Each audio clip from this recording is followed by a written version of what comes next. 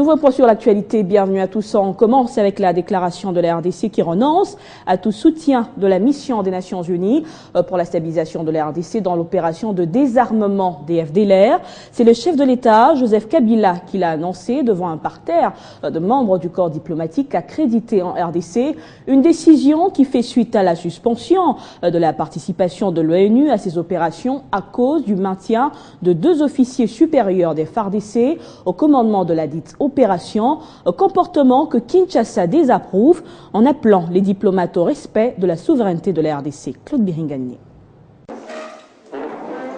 Devant un parterre des membres du corps diplomatique convoqués au Palais de la Nation, Joseph Kabila fait d'abord le point sur notamment le comportement de certains diplomates en violation des principes qui régissent la coopération internationale par leur ingérence dans les affaires internes du pays, rapporte le porte-parole du gouvernement.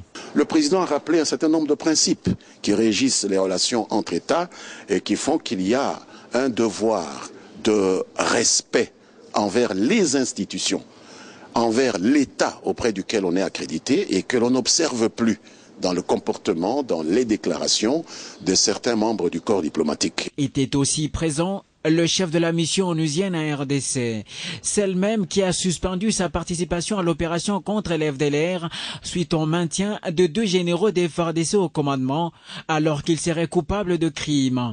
C'est que désapprouve fermement Kinshasa qui se dit jamais saisi officiellement. Le président de la République a bel et bien confirmé le fait qu'il n'avait ni lui ni son gouvernement aucune connaissance du contenu du dossier des 2 officiers qui ont fait problème dans les conditionnalités mises par les responsables de la MONUSCO pour annoncer le retrait de leur appui aux opérations de la MONUSCO.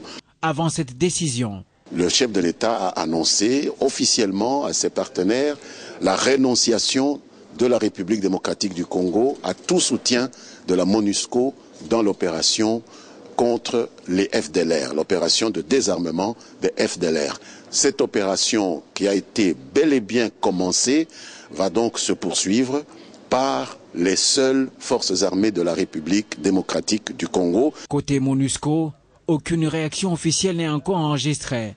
C'est depuis une semaine que l'armée congolaise avait annoncé le début des opérations de désarmement forcé des FDLR après l'expiration de l'ultimatum de 6 mois lancé par les pays des Grands Lacs. La République démocratique du Congo mène donc désormais seule l'offensive contre les FDLR. Le porte-parole du gouvernement l'a martelé ce lundi au cours d'un point de presse tenu à Kinshasa. Lambert Menda a également évoqué d'autres sujets, notamment les funérailles des policiers tués dans les émeutes du 19 et 21 janvier dernier. Certains d'entre vous ici, comme moi, c'est par ces mots de compassion à l'égard des policiers tués lors des émeutes du 19 et 21 janvier dernier que le porte-parole du gouvernement a débuté sa communication à la presse. D'entrée de jeu, Lambert Mende a expliqué le contour de la rencontre entre le chef de l'État, Joseph Kabila, et le corps diplomatique, ainsi que le représentant spécial du secrétaire général des Nations Unies en RDC, en rapport avec le désarmement des FDLR. Nous avons noté également que la communication des Nations Unies sur ce dossier du désarmement des FDLR à l'est de la République démocratique du Congo s'est caractérisée ces derniers jours par une certaine cacophonie entre les différentes sources qui se sont exprimées à ce sujet. Le président Joseph Kabila a rappelé à ses invités qu'aujourd'hui, personne ne peut donner des leçons aux forces de défense et de sécurité de la République démocratique du Congo sur les meilleures voies et moyens d'en découdre avec les forces négatives des FDLR. Mais au cours de ce face-à-face avec la presse, le porte-parole du gouvernement a fustigé aussi les attitudes de quelques diplomates qui, selon lui, considèrent la RDC comme un Far West où tout est permis. La République démocratique du Congo a la responsabilité principale de garantir sa souveraineté et son intégrité territoriale. Pour préserver la souveraineté de la République démocratique du Congo, que le président de la République a décidé depuis hier de renoncer à l'appui qui était attendu de la MONUSCO. Le gouvernement a salué également la réussite du festival Amani qui s'est déroulé dernièrement sans encombre à Goma, dans la province du Nord Kivu. La MONUSCO ne fera plus partie de l'opération Sokola et dans la classe politique, plusieurs interrogations se sont soulevées. Du coup, la position de la RDC est-elle responsable? Quelle chance donner à cette opération sans la MONUSCO? Et pourquoi est-ce que cette dernière brandit presque invariablement un bouc émissaire ou des prétextes à chaque fois qu'il faut lancer des opérations militaires dans l'est du pays? Élément de réponse dans ce reportage. C'était une petite pause marquée par la MONUSCO dans les opérations de traque des FDLR, mais une pause qui va certainement durer plus longtemps que voulu. Le gouvernement congolais ne veut en effet du soutien des forces onusiennes. Et comme il fallait s'y attendre, les réactions des politiques sont diverses que variées. Peut-être que la communauté internationale ou la MONUSCO, c'est pour s'éterniser chez nous, qu'elle commence à tergiverser pendant qu'on est en train de vouloir arriver au bout de cette opération. Au travers les chantages qu'en font les Nations Unies ou bien la MONUSCO autour de nos deux généraux, j'estime que ça relève, n'est-ce pas, de la déclinaison de nos attributs comme État. Et pour ceci, la position de la RDC est totalement responsable et justifiée. La RDC se doit de rétablir l'ordre et préserver sa souveraineté. Le chef de l'État veut de remettre les choses en ordre. C'est à ce niveau-là que le chef de l'État a confirmé la souveraineté de notre pays, qui n'appartient pas à une organisation telle qu'elle soit, de dicter la marche à faire sur les opérations. La sécurité, c'est un domaine de souveraineté nationale. Mais interviewé sur RFI, le patron de la MONUSCO s'est réservé de tout commentaire, alors qu'aucune preuve sur les accusations portées contre les généraux congolais, dont le rapport de l'ONU n'a été fourni au gouvernement congolais. L'opération qui a bel et bien commencé va se poursuivre par les seules forces loyalistes. Mais les interrogations demeurent et persistent encore sur la capacité de dissuasion des FARDC. La RDC devrait être capable, avec son armée, de pouvoir elle-même chasser, combattre toute tentative possible de pouvoir émietter ou charcuter notre pays. Cette crainte, nous l'avions exprimée au chef d'état-major général des FARDC à Goma il y a une année, et sa réponse était claire, concise et précise. Ça fait un bon bout de temps que nous avons lancé l'appel. Ils sont tout simplement neutralisés par les armes. Et je ne pense pas qu'il y ait un seul groupe armé, qu'il soit étranger ou national, qui puisse résister au FARDC. Dans le dossier FDLR, c'est la responsabilité de la communauté internationale qui est engagée. La communauté internationale ne doit pas se dérober de ses responsabilités. Le génocide n'est pas héréditaire. Il faut qu'on se le dise. Et il faut qu'on se regarde dans les yeux avec la communauté internationale pour dire pourquoi hier nous on nous a imposé un dialogue, pourquoi le même dialogue ne peut pas être imposé au Rwanda. C'est ça la problématique. Et la décision de Kinshasa semble être bien accueillie également par la population congolaise qui repose la problématique de l'avenir de la mission onusienne en RDC. Interrogés, quelques Congolais souhaitent même le départ de la MONUSCO. Pendant plus de 15 ans, la mission des Nations Unies au Congo s'est battue plus pour son intérêt et non pour celui de la population congolaise, selon certains observateurs. Son rôle de stabilité et de paix, en tout cas on ne le sent pas. Seuls les efforts de FARDC sont en train d'être fournis pour que nous puissions retrouver vraiment notre paix. Aujourd'hui, la MONUSCO se donne les privilèges d'aller au-delà de sa mission en donnant des injonctions au gouvernement congolais, une goutte qui a fait déborder le vase. La MONUSCO est là pour nous aider et lui n'est pas imposé ou donner des injonctions à ce que le gouvernement puisse obtempérer. À ce sujet, le chef de l'État, Joseph Kabila Kabange, a réuni les ambassadeurs pour exprimer sa désolation. Le ministre de la Communication et des Médias, Lambert Mende Omalanga, en donne les grandes lignes.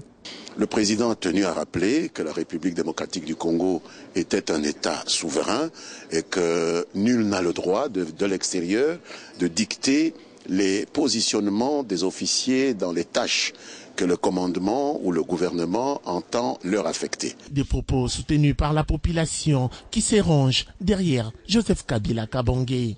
Ah, mais je sais que non, ça ira. Ça ira. sans les autres, sans effort Yabat. Que dire alors de l'avenir de la MONUSCO en RDC? Ces Congolais réagissent. Quand l'impact ne se voit pas pendant un certain temps, je ne vois pas pourquoi ils doivent continuer à rester. Une chose est sûre, la RDC est un État souverain qui peut prendre toutes ses responsabilités en main. Autre chose à présent, comme chaque lundi, le Premier ministre Matata Ponyo a présidé ce 16 février la réunion de la Troïka stratégique. Plusieurs sujets ont été abordés, notamment la situation politique et économique du pays sur le plan international et national. Sachez que la Troïka s'est également penchée sur les dossiers élections. Le gouvernement doit mobiliser des recettes pour faciliter le financement des scrutins. Plus de précisions avec le ministre de l'économie, Bahati Lukwebo. La Troïka de ce lundi a abordé la situation politique du pays en introduction par son Excellence Monsieur le Premier ministre. Ensuite, nous avons abordé la situation économique au niveau international et au niveau national. La Troïka a constaté que le taux d'échange il est toujours stable, il se situe à 922 francs congolais contre 924 il y a de cela 2 semaines. Donc il y a une légère appréciation de la monnaie congolaise. Pour ce qui est du taux d'inflation, il est toujours à 0,9%. Les autres dossiers qui ont été examinés, c'est notamment le dossier relatif au parc agro-industriel de Bukangalonzo. Et là, la Troïka insiste et a chargé le ministère de l'économie d'entreprendre les contacts avec le secteur privé pour que les entreprises congolaises s'intéressent à ce projet, surtout que ce projet va donner naissance à d'autres, notamment le marché international de Kinshasa. Pour terminer, nous avions au niveau de la Troïka passé en revue quelques problèmes, notamment celui relatif aux élections. Et là, il va falloir sûrement adopter un autre comportement en ce qui concerne la gestion des finances publiques, de manière à constituer progressivement des moyens pour financer les élections dont le calendrier a été rendu public. Et les ressortissants du Bas-Congo de la tribu Manyanga ont organisé une grande cérémonie à la foire internationale de Kinshasa pour marquer leur soutien à l'un des leurs, Nefertiti Ngundiaza, nommé ministre du Commerce au sein du gouvernement de cohésion nationale. Une rencontre importante qui a regroupé tous les 10 territoires de la province du Bas-Congo. Nanou Mavungu, Claude Biringalini. On se croirait à Lozi dans le Bas-Congo, rien que par cette danse, ces chants, ou encore cet habillement traditionnel. Les notables Congo, les hommes des dieux et les membres de la solidarité pour le développement du Manyanga se sont donc mobilisés pour marquer leur soutien à Nefertiti Ngundiaza dans ses nouvelles fonctions de ministre des Commerces, elle qui appartient aussi à cette tribu du Bas-Congo. Le président de la République, Joseph Kabila, c'est lui qui défend la femme. Et le fait d'avoir choisi une femme de notre province, ça nous honore. Et je ne pouvais pas manquer ici pour que les autres sachent aussi que l'honneur que le président nous a fait, c'est un honneur pour tous les Né-Congo. Un geste simple, mais qui vaut la chandelle, pense la ministre, car selon elle, elle vient mettre un terme au commérage proféré sur sa personne concernant ses origines. Donc, ezaki, estengomingi, komona que bandeko, balaxi vraiment bolingo na bango, pona. Qu'on lève moi équivoque et belé peut-être ou ezalaki pour l'axe que effectivement bango ba manianga bandimi batali spena mokili mobimba que o ya bango azana kata gouvernement. Un pari gagné pour les membres de Sodema qui remercient le chef de l'État pour le choix porté sur cette dame et espèrent des changements dans le Manyanga. Elle a droit aussi de nous donner son apport. Donc, il n'y a que ça qu'on peut attendre d'elle.